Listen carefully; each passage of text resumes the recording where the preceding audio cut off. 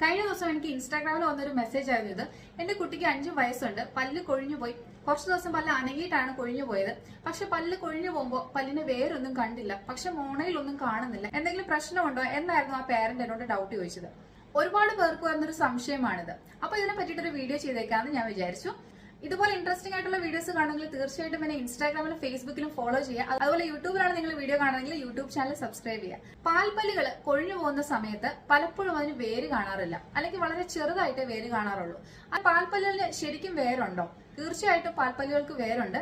ഇത് താഴത്തുള്ള പെർമനന്റ് പല്ല് മുളച്ചു വരുന്നതനുസരിച്ച് ഈ വേരിന്റെ അറ്റം ദ്രവിച്ചു തുടങ്ങും. അതുകൊണ്ടാണ് പല്ല് അനങ്ങാൻ തുടങ്ങുന്നത്.